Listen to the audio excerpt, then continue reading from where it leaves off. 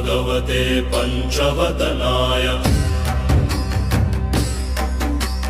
पूर्वमुखाय हनुमते ताम्रवर्णाय महाबलाय ऊर्ध्वमुखाय हयग्रीवाय सूर्यकोटिसमप्रभाय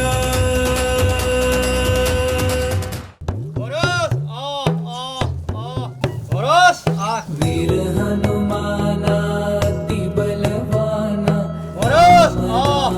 बसियो रे प्रभु मन बसियो रे।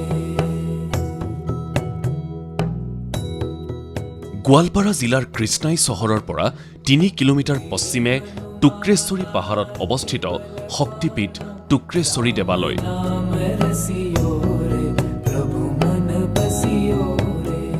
বহুতেই হয়তো নাজানে যে এটা প্ৰকাণ্ড শিলৰ ওপৰতে অৱস্থিত টুক্ৰেশ্বৰী দেৱালয়।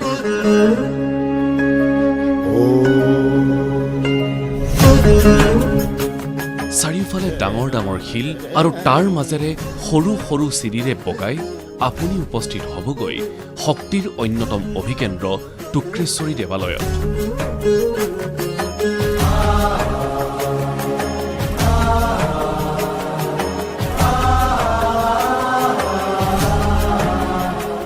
টুক্ৰেশ্বৰী দেৱালয়ৰ আধ্যাত্মিক দিশটোৰ কথাটো প্ৰথমতে আমি ক'বই লাগিব। টুক্ৰেশ্বৰীত আধ্যাত্মিক দিশটো থকা বাবেই অগণন ভক্তৰ সোঁত বয়। নিতৌ বিভিন্ন অঞ্চলত যাত্ৰীৰ সমাগম হয় আৰু সেই যাত্ৰীসকলে নিজৰ মনস্কামনা পূৰণাৰ্থে ইয়াত আহি পেলাই তেওঁলোকে পূজা, নৈবেদ্য, প্ৰসাদ, শৰাই আদি আগবঢ়ায়।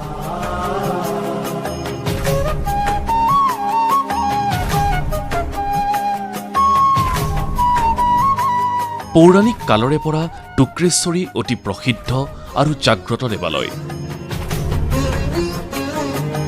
এই দেৱালয়খন প্ৰাকৃতিকভাৱে যিমান মনোমোহা সিমান বৈচিত্ৰ্যময় প্ৰকৃতিৰ গহ্বৰত সোমাই থকা এই দেৱালয়ত প্ৰতিষ্ঠিত এখন বান্দৰৰ ৰাজ্য। ब्रह्मा मुरारी त्रिपुरान्तकारी भानु शशि भूमि सुतो बुध। শুনি আচৰিত হ'লেও এই বান্দৰৰ ৰাজ্যত এতিয়াও প্ৰচলিত ৰাজতন্ত্ৰ, য'ত বান্দৰৰ এজন ৰজা আছে আৰু সেই ৰজা বান্দৰৰ আদেশতেই পৰিচালিত হয় ৰাজ্যখনৰ প্ৰজা বান্দৰ, যিসমূহ দৃশ্য আপুনি নিজ চকুৰে নেদেখিলে বিশ্বাসেই কৰিব নোৱাৰিব। गिराश्च मनुपुलस्य पुलहश्च गौतम रैभ्यो मरीचिश्च वनश्च दक्ष। সেই বান্দৰ ৰজাৰ আছে নিজা সংবিধান, আছে শাসন ব্যৱস্থা। সেই ৰজাৰ ইংগিততেই পৰিচালিত হয় গোটেই ব্যৱস্থা। सनत कुमार सनक सनन অনুশাসন ভংগ কৰা বান্দৰৰ বাবে আছে শাস্তিৰ ব্যৱস্থাও। पिङ्गलोच ভোগ গ্ৰহণৰ বাবে ৰজা বান্দৰৰ আছে আছুতীয়া স্থান আৰু পাত্ৰ, য'ত মাতৃৰ সৈতে ভোগ গ্ৰহণ কৰে ৰজা বান্দৰে। जय हनुमान ज्ञान गुण सागर। অতীজতে বিজনী ৰজাই সোণ আৰু ৰূপৰ বাতিত প্ৰথমে প্ৰসাদ খুৱাইছিল ৰজা বান্দৰক, তাৰ পাছত খাইছিল প্ৰজাই। तुलित बलधाम ৰজাই ভোগ অথবা প্ৰসাদ গ্ৰহণ নকৰা পৰ্যন্ত প্ৰজা বান্দৰে স্পৰ্শই নকৰে খাদ্য সামগ্ৰীত। অতীজৰ পৰা প্ৰচলিত এই নিয়ম আজিও বিদ্যমান দেৱালয়খনত।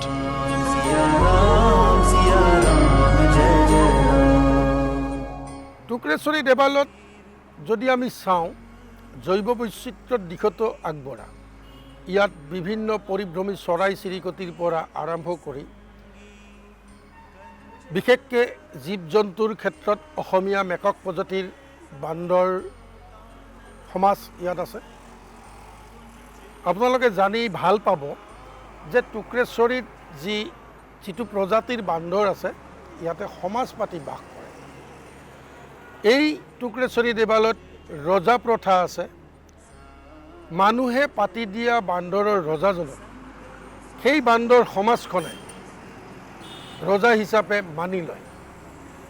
আৰু ৰজানো কেনেকৈ পাতে পূৰ্বৰ ৰাজ অভিষেক যি ব্যৱস্থা আছিলে, নতুনকৈ যুৱৰাজে যেতিয়া ৰজাৰ আসনত বহিবলগীয়া হয়, আগদিনা অধিবাস হয়, ঠিক সেইদৰে ইয়াতো আগদিনাখন অধিবাস হোৱা হয়, অধিবাসৰ ব্যৱস্থা কৰা হয় আৰু এটি খেৰৰে বান্দৰ সদৃশ এটি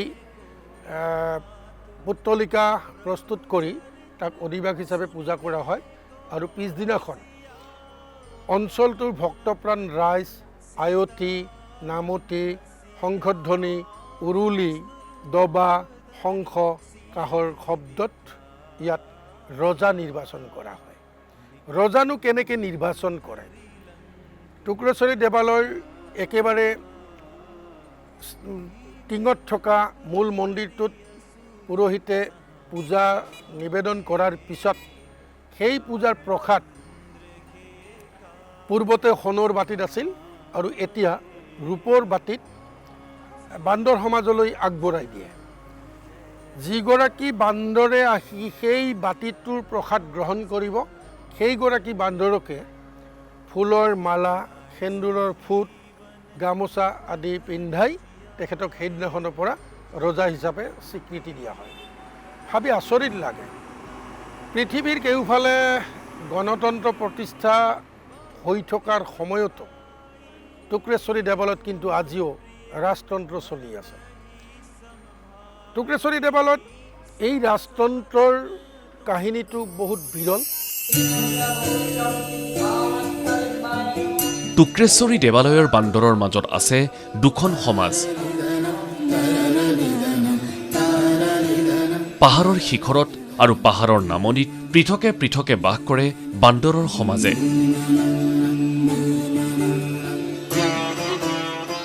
শিখৰত থকা বান্দৰ কেতিয়াও নাহে পাহাৰৰ নামনিলৈ, সিয়া নিয়ম।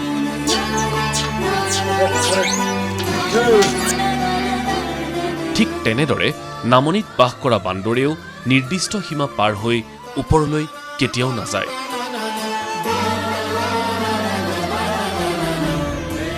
ভুলবশতঃ কেতিয়াবা নামনিত বাস কৰা বান্দৰ ওপৰলৈ গ'লেও সেই বান্দৰৰ আছে শাস্তিৰ ব্যৱস্থা। এনে বহু লৌকিক অলৌকিক কাহিনী আৰু ঘটনা প্ৰবাহে অধিক ৰহস্যময় কৰি তোলে টুক্ৰেশ্বৰী দেৱালয়।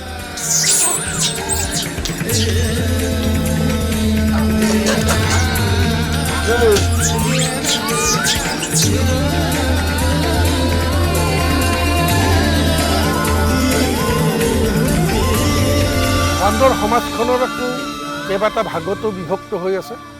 ইয়াৰ ওপৰত যিটো ভাগ আছে সেইটো তললৈ কেতিয়াও নাহে আৰু তলৰ যিটো ভাগ আছে সেইটো কেতিয়াও ওপৰলৈ নাযায়। আকৌ মানে আমাৰ মানুহৰ যেনেকুৱা সমাজচ্যুত কৰা হয়, আলাগ কৰি দিয়া হয়, সমাজৰ পৰা বহিষ্কাৰ কৰি দিয়া হয়, এনেকুৱা এটা দল থাকে যিটো দলক তেওঁলোকে খুব বেছি বাউণ্ডাৰীৰ বাহিৰত বা খুব বেছি বাউণ্ডাৰীলৈকে আহিব পাৰে, পাহাৰৰ মূল গৰ্ভগৃহলৈকে তেওঁলোকে যাব নোৱাৰে। গতিকে এই বিৰল কাহিনীবোৰে টুক্ৰেশ্বৰী দেৱালয়ৰ এটি সৌন্দৰ্য বৃদ্ধি কৰিছে।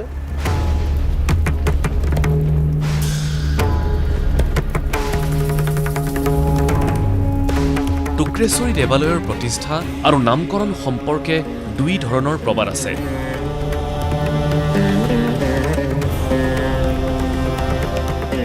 এক জনশ্ৰুতি অনুসৰি এই পাহাৰৰ চূড়াৰ এচটা শিলত পৰিছিলহি বিষ্ণুৱে খণ্ডিত কৰা সতীৰ দেহৰ এটুকুৰা অংশ।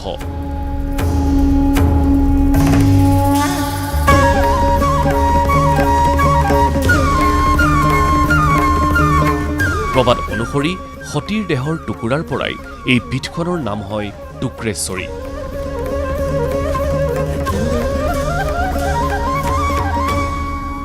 টুক্ৰেশ্বৰী দেৱালয় প্ৰতিষ্ঠা কৰিছিল ৰজা কুমুদ নাৰায়ণে 17শ শতিকাৰ শেষৰ ফালে। টুক্ৰেশ্বৰী দেৱালয়ত জন্ম বৃত্তান্ত সম্পৰ্কে কেইবাটাও মতবাদ পোৱা যায়। প্ৰথম মতবাদটো হৈছে দক্ষযজ্ঞৰ যিটো কাহিনী সৰ্বজন বিদিত। প্ৰবাদ মতে সতীদেহৰ অংগ য'তেই পৰিছে তাতেই একোখনকৈ শক্তিপীঠৰ সৃষ্টি হৈছে। সেই হিচাপে মহাসতীৰ 51 পীঠ, 51টো টুকুৰা পৃথিৱীৰ বিভিন্ন স্থানত পৰিছে আৰু তাতেই একোখনকৈ শক্তিপীঠৰ সৃষ্টি হৈছে। টুক্ৰেশ্বৰী দেৱালয়খন কিন্তু সেই 51 পীঠৰ এখন নহয়, ই 26খন উপপীঠৰ এখন। ইয়াত সতীৰ বাম জংঘা অৰ্থাৎ বাও উৰু আৰু জিভাৰ অংশ দুটা টুক্ৰেশ্বৰী দেৱালয়ত পৰিছে। এই কাহিনীৰ ওপৰতে আজিও ইয়াত পূজিত হৈ আছে। ৰজা কুমুদ নাৰায়ণৰ দিনত এই পূজা আৰম্ভ হৈছিল। সেই তাহানিৰ বিজনী ৰজা কুমুদ নাৰায়ণৰ দিনৰ পৰা যি পৰম্পৰা, যি পদ্ধতিৰে পূজা পাতল চলি আহিছিল, তাৰ কোনো সাল সলনি নোহোৱাকৈ আজিও ইয়াত পূজা পালিত হৈ আছে।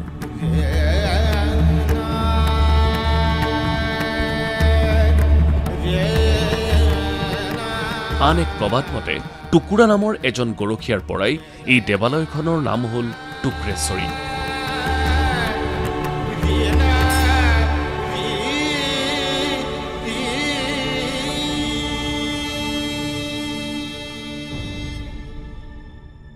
স্থানীয় টকৰ বোলা এগৰাকী গৰখীয়াই এবাৰ গৰু চাৰিবলৈ আহোঁতে সদায় পালৰ পৰা এজনী গাই নোহোৱা হয় আৰু এদিন দুদিনকৈ এই ঘটনাটো গৰখীয়াৰ দৃষ্টিগোচৰ হোৱাত এদিন গৰখীয়াই গৰুৰ মালিকক কথাটো অৱগত কৰালে। প্ৰথম অৱস্থাত কথাটো অবিশ্বাস কৰিছিল যদিও শেষত সেই টকৰ বোলা বুঢ়াটোৱে মালিকৰ লগত গৈ সেই গাইজনীক অনুসৰণ কৰা আৰম্ভ কৰি দিলে আৰু অৱশেষত সেই গাইটোক অনুসৰণ কৰি গৈ আজি যি টুক্ৰেশ্বৰী দেৱালয়ৰ টিঙত অৱস্থিত লোৰ মন্দিৰটো আছে, সেই মন্দিৰৰ এচটা বহল শিলত গাইজনী আপুনি গাখীৰ দিয়াৰ কথাটো দৃষ্টিগোচৰ হ'ল। তেতিয়াই সেই কথাটো তদানীন্তন বিজনী ৰাজষ্টেটৰ জমিদাৰ তথা বিজনী ৰজাৰ উত্তৰাধিকাৰী ৰজা কুমুদ নাৰায়ণে কথাটো অৱগত হোৱাত টুক্ৰেশ্বৰী দেৱালয়ত সেই শক্তি পূজাৰ আৰম্ভ কৰিলে। টকৰ বোলা বুঢ়াটোৰ নামৰ সৈতে টুকুৰা শব্দটো আহিব পাৰে বুলি পণ্ডিতসকলে ঠাৱৰ কৰিছে। দেৱী যিহেতু ঈশ্বৰী, সেয়েহে স্ত্ৰীলিংগ, সেয়েহে টুকুৰাৰ লগত ঈশ্বৰী শব্দটো স্ত্ৰীলিংগ লগ লগাই টুক্ৰেশ্বৰী নামাকৰণ হোৱা বুলিও পণ্ডিতসকলে ঠাৱৰ কৰিছে।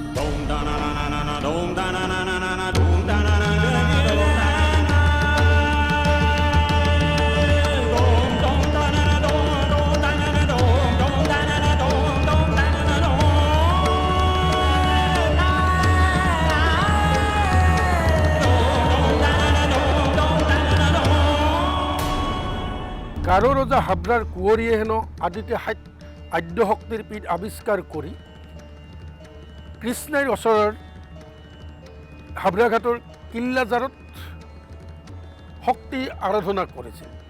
সেই শক্তি আৰাধনাৰ যি মন্ত্ৰ, সেই মন্ত্ৰৰ লগত টুক্ৰেশ্বৰী দেৱালয়ৰ মন্ত্ৰৰ মিল আছে বুলিও বহুতে ক'ব খোজে।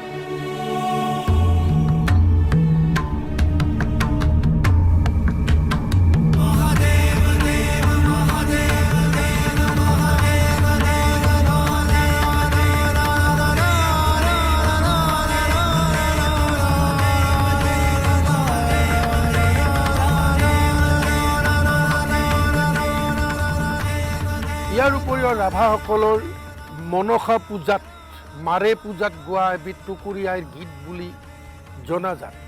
এই দেও পূজাৰ গীত টুকুৰীয়াইটোৰ গীততো শক্তিক আৰাধনা কৰা হয় আৰু সেই পূজাৰ লগত টুক্ৰেশ্বৰী দেৱালয়ৰ পূজাৰ মিল আছে বুলি পণ্ডিতসকলে ইতিমধ্যে কৈছে।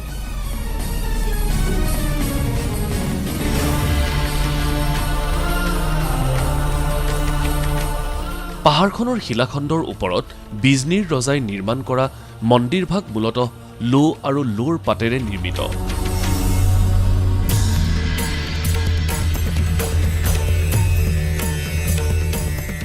মূল দেৱালয়ৰ উপৰিও পাহাৰৰ ওপৰত আছে জয় বিজয় আৰু শিৱৰ স্থান।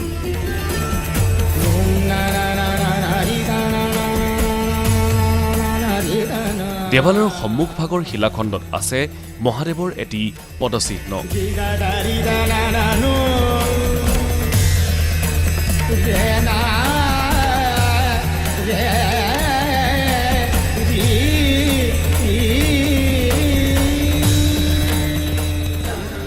শতিকাত যেতিয়া টুক্ৰেশ্বৰী দেৱালয়খন প্ৰতিষ্ঠা হৈছিল তেতিয়াই পাহাৰৰ টিঙত ৰজা কুমুন নাৰায়ণে ইটাৰে তাত মন্দিৰ এটা নিৰ্মাণ কৰিছিল আৰু সেই মন্দিৰটো নিৰ্মাণ কৰিছিল প্ৰমোদ নাথ নামৰ এগৰাকী ঠিকাদাৰৰ হতুৱাই সেই মন্দিৰটো তাত নিৰ্মাণ কৰাইছিল।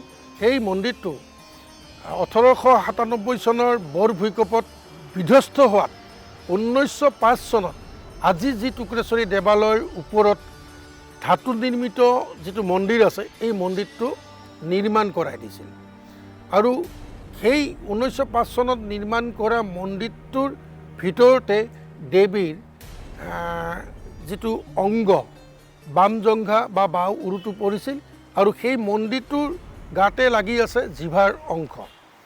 এই দুটা অংশৰ উপৰিও এই প্ৰকাণ্ড শিলচটাৰ মাজত এটি মহাদেৱৰ ভৰিৰ খচ দেখিবলৈ পোৱা যায়। মহাদেৱে দশ দিশ ভ্ৰমি ফুৰিছিল সতীৰ দেহ কান্ধত লৈ আৰু এই টুক্ৰেশ্বৰী দেৱালয়তো সেই ভৰিৰ খাজটো পৰিছিল। তাৰ চিনটো আজিও ইয়াত সংৰক্ষিতভাৱে ৰখা হৈছে।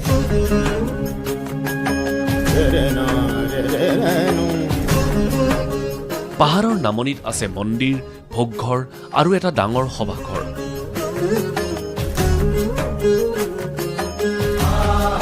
মন্দিৰলৈ যোৱা পথত আছে পঞ্চপাণ্ডৱ আৰু কাহুলি পীঠ।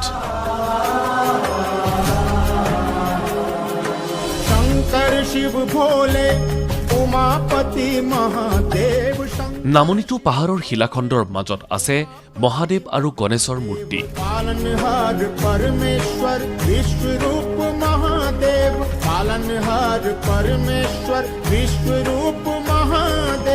টুক্ৰেশ্বৰী দেৱালয়ৰ কাহুলি পীঠৰ আছে বিশেষ কৰিমা।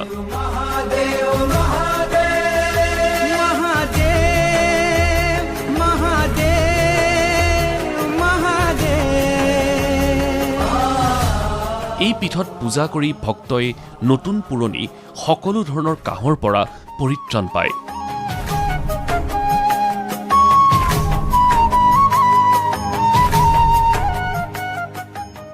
আধ্যাত্মিকতাৰ বিৰাজমান টুক্ৰেশ্বৰী দেৱালয়ত জনবিশ্বাসো কিন্তু নথকা নহয়, কিয়নো টুক্ৰেশ্বৰী দেৱালয়ত মূল মন্দিৰটো পোৱাৰ আগত ক্ষুদ্ৰাকৃতিত যিটো শিলাখণ্ড আছে সেই শিলাখণ্ডটোক কাহুলি আখ্যান বুলি কোৱা হয়।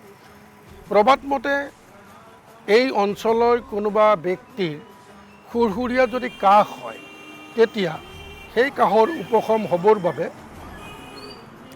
ইয়াত তামোল, পাণ, চূণ, মানচেধা আদি ইয়াত মানস কৰে। গতিকে এইবোৰৰ পৰা আমি ক'ব পাৰোঁ যে টুক্ৰেশ্বৰী দেৱালয়ত জনবিশ্বাসৰ ওপৰতো প্ৰতিষ্ঠিত। আধ্যাত্মিক দিশ, জনবিশ্বাস, লোকবিশ্বাস এই আটাইবোৰ সংমিশ্ৰণতে টুক্ৰেশ্বৰী দেৱালয় চলি আছে।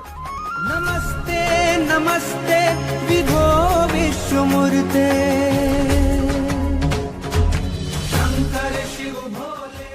ভক্তসকলে বিভিন্ন সময়ত বিভিন্ন মনোকামনা পূৰণাৰ্থে বিভিন্ন সময়ত শৰাই বা ঠগী বা প্ৰসাদ আগবঢ়াই আহিছে। ইয়াৰ লগতে প্ৰতি মঙলবাৰে সন্ধিয়াৰ ভাগত ইয়াত ভোগ নিবেদন কৰা হয় মা ভগৱতীৰ ওচৰত। এই ভোগটো যদিও মাংসৰে প্ৰস্তুত কৰা হয় কিন্তু ইয়াৰ ৰন্ধন কাৰ্যত নহৰু, পনৰু আদিৰ ব্যৱহাৰ নহয়। ইয়াৰ লগতে মচুৰ দালি আদিৰো ব্যৱহাৰ নহয়, যদিও মাংসৰে এই ভোগটো দিয়া হয়।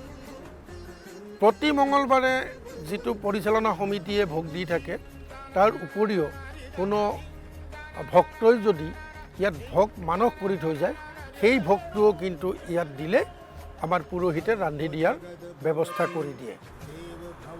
এনেদৰে লোকবিশ্বাস ধৰ্মীয় বিশ্বাস আদিৰ ওপৰত প্ৰতিষ্ঠিত টুক্ৰেশ্বৰী দেৱালয় থিয় হৈ আছে, চিৰদিন থিয় হৈ থাকিব।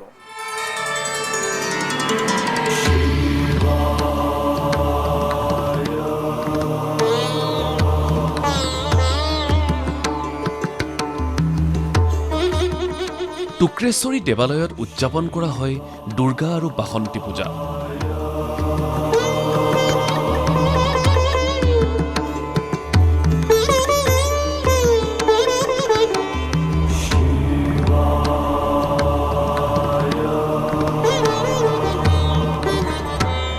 হিন্দু ধৰ্মৰ বেছিভাগ জাতি জনগোষ্ঠীৰে বিশ্বাসৰ স্থল এই টুক্ৰেশ্বৰী দেৱালয়ত দুৰ্গা পূজাৰ সময়ত যথেষ্ট জনবহুলভাৱে জনসমুদ্ৰৰ সোঁত বোৱা এটি অনুষ্ঠানত লৈ পৰিৱৰ্তন হয়।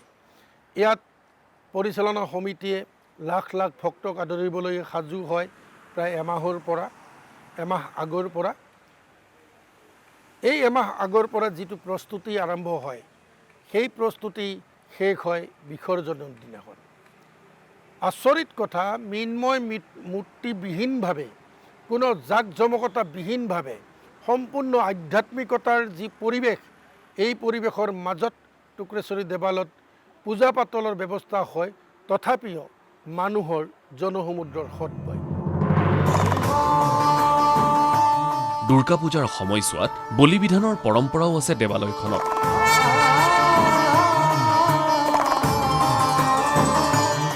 দেৱীক সন্তুষ্ট কৰাৰ বাবে দেৱালয়ত ছাগলী, হাঁহ, পাৰ, কোমোৰা, কুঁহিয়াৰ আদি বলি দিয়া হয়।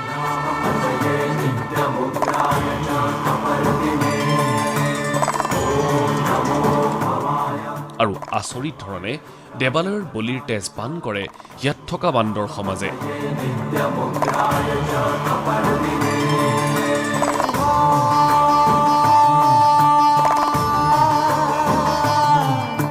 ৰজাদিনীয়া পৰম্পৰাৰে টুক্ৰেশ্বৰী দেৱালয়ত বলি বিধানৰ ব্যৱস্থা আছে।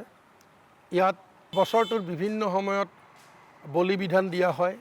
বিশেষকৈ ইয়াত ছাগলী, পাৰ চৰাই, এই দুটা বস্তুৰ বলি বিধানটো চলি থাকে। আৰু দুৰ্গা পূজাৰ সময়ত মহানৱমীৰ দিনাখন মহ বলি ইয়াত দিয়াৰ ব্যৱস্থাটো ৰজাদিনৰ পৰা চলি আছে।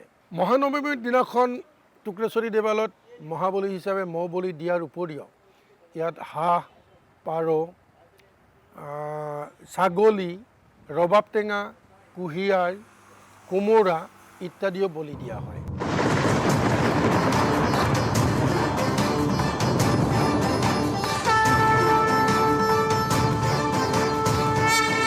আমি সাধাৰণতে জানো বান্দৰ ফলাহাৰী, কিন্তু টুক্ৰেশ্বৰী দেৱালয়ৰ বান্দৰে তেজ পান কৰে। এইটো এটা বিৰল প্ৰজাতিৰ বান্দৰ। ইয়াত যি বলি বিধান দিয়া হয়, সেই বলিৰ তেজ টুক্ৰেশ্বৰী দেৱালয়ৰ বান্দৰে পান কৰে। এই এনেকুৱা বৈশিষ্ট্যবোৰে টুক্ৰেশ্বৰী দেৱালয়ৰ এটি বিশেষ আকৰ্ষণৰ কেন্দ্ৰবিন্দু হৈছে।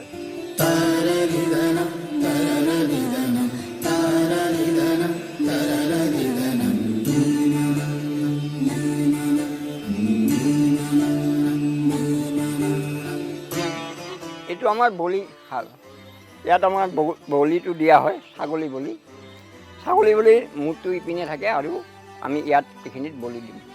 বলি দিয়াৰ পিছত আমি মূৰটো নি, এইখন জিভা বুলি কয়, এইখন জিভা, ইয়াৰ মূৰ আৰু তেজ দিয়া হয়। ইয়াৰ তেজটো ৰজা বান্দৰে খাব, তাৰপিছত বেলেগ বান্দৰে অলপ খাব। মূৰটো কিছুক্ষণ পিছত নোহোৱা হৈ যাব। এই মূৰটো 1-1.5 ঘণ্টাৰ পিছত আপোনাৰ নোহোৱা হৈ যাব, নাইকিয়া হ'ব। তাৰপিছত আমি এই বলি লৈ এইটো বলি দিয়াৰ পিছত আমি সেই বলি তাতে ভিতৰত যাম, পূজা কৰিম। বলি পূজা যিখিনি থাকে আমাৰ সেইখিনি কৰি দিম।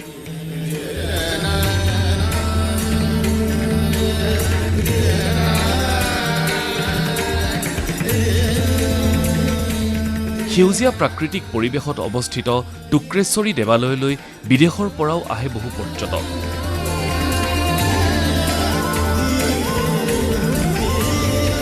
বহু বিদেশী পৰ্যটকে গৱেষণাৰ বাবেও আহে এই দেৱালয়লৈ।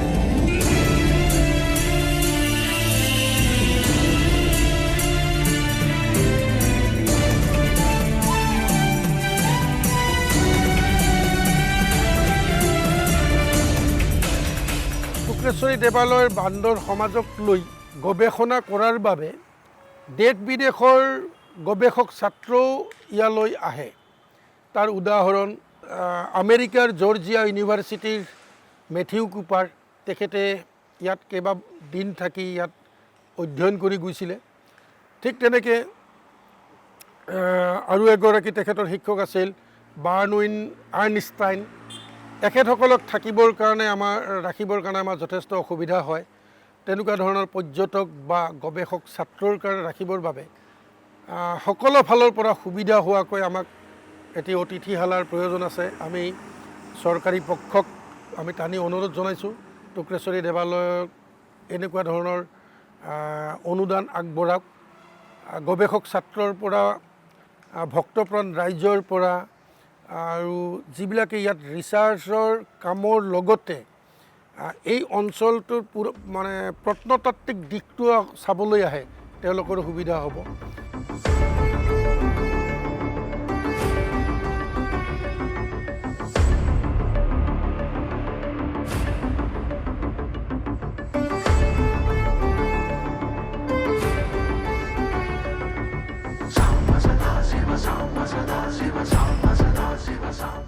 অৱশ্যে প্ৰাকৃতিকভাৱে চহকী হ'লেও টুক্ৰেশ্বৰী দেৱালয়ত সা সুবিধাৰ কিছু অভাৱ। দূৰ দূৰণিৰ পৰা গৱেষণা আৰু সৌন্দৰ্য উপভোগৰ বাবে অহা পৰ্যটকৰ বাবে বিশেষ সা সুবিধা নাই দেৱালয়খনত।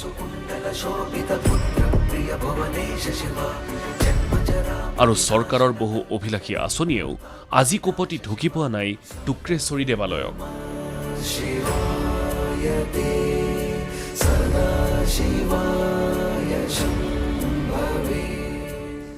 বিভিন্ন অভাৱ অভিযোগৰ মাজত টুক্ৰেশ্বৰী দেৱালয়খন চলি থাকিবলগীয়া হৈছে। 1958 চনত ভূমি অধিগ্ৰহণ নীতি অনুসৰি টুক্ৰেশ্বৰী দেৱালয়ত তেতিয়াৰ সেই চৰকাৰখনে এটা সীমিত সংখ্যক পুঁজি আবণ্টন দিছিলে, বছৰেকত 6,000 টকা। আৰু অৱশ্যে সেই সময়ৰ কাৰণে সেইটো উপযুক্ত মূল্য আছিল। পৰৱৰ্তী সময়ত এই পুঁজি চৰকাৰে বৃদ্ধি কৰি 12,000 টকালৈকে আনিলে। কিন্তু পৰিতাপৰ কথা, 12,000 টকাৰো আমি জোৰা টাপলি মাৰিব নোৱাৰোঁ। এটা সময়ত চৰকাৰে 2 লাখ টকাৰ বছৰি নতুনকৈ আৰু এটা গ্ৰেণ্ট দিলে, অৰ্থাৎ 2,12,000 টকাকৈ চৰকাৰী গ্ৰেণ্ট আমি পাই আছিলোঁ। দুখৰ কথা, আজি 2 বছৰৰ পৰা সেই 2,12,000 টকাৰ গ্ৰেণ্টটো বন্ধ হৈছে। আমি চৰকাৰক অনুৰোধ জনাম, টুক্ৰেশ্বৰী দেৱালয়ৰ গোটেই বছৰটো পূজা পাতলৰ পৰা আৰম্ভ কৰি ইয়াত অনুষ্ঠিত হোৱা দুৰ্গা পূজা, জাগাৰ পূজা, বাসন্তী পূজা, শিৱৰাত্ৰি, প্ৰতি মঙলবাৰে ভোগ, এই আটাইবোৰ খৰচ মিলাবলগীয়া হ'লে প্ৰায় 12 পৰা 14 লাখ টকাৰ প্ৰয়োজন হয়। যদি চৰকাৰে কিছু পৰিমাণ হ'লেও এই আৰ্থিক সাহায্যটো বঢ়াই দিয়ে, আমি চৰকাৰক ইয়াৰ পৰা টানি অনুৰোধ জনাইছোঁ। ইয়াৰ উপৰিও টুক্ৰেশ্বৰী দেৱালয়ত যথেষ্ট অভাৱ আছে। বিশেষকৈ ইয়াত খোৱা পানীৰ অভাৱটো যথেষ্ট পৰিমাণে আছে।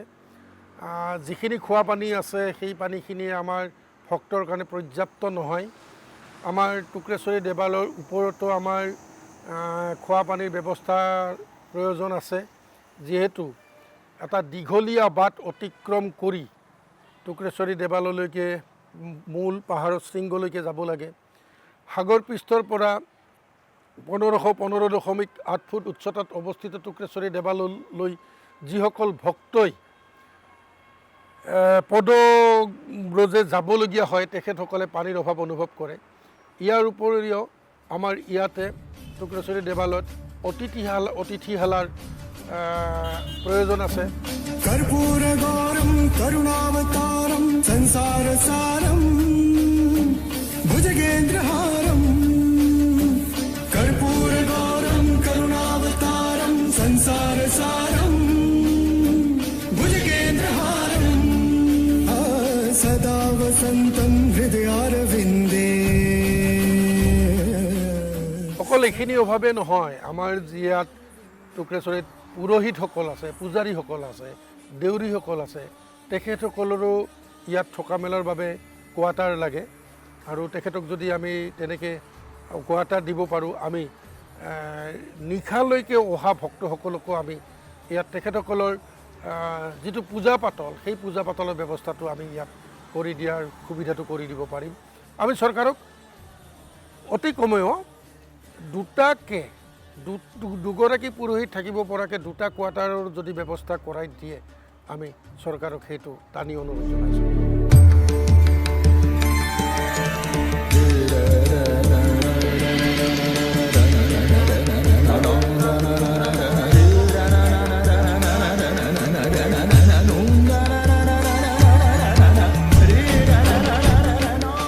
কাৰ্যালয়টো যথেষ্ট সৰু হৈছে বিবাহ ভৱনটো সৰু হৈছে আমাক কিছু এনেকুৱা ধৰণৰ অতিথিশালাৰ লগতে কিছু ভৱনৰ প্ৰয়োজন আছে আমাৰ কাৰ্যালয় বুলি কওঁতে এতিয়া কাৰ্যালয় এটা সৰু ইন্দিৰা আৱাস যোজনাৰ নিচিনা এটা গৃহত আমি ইমান বৃহৎ এটা অনুষ্ঠানৰ নথি পত্ৰ ৰাখিবলগীয়া হৈছে আমি কাৰ্যালয়ৰ কাৰণে যদি আমাক এটা অনুদান দিয়ে আমি নিশ্চয় চৰকাৰৰ ওচৰত চিৰকৃতজ্ঞ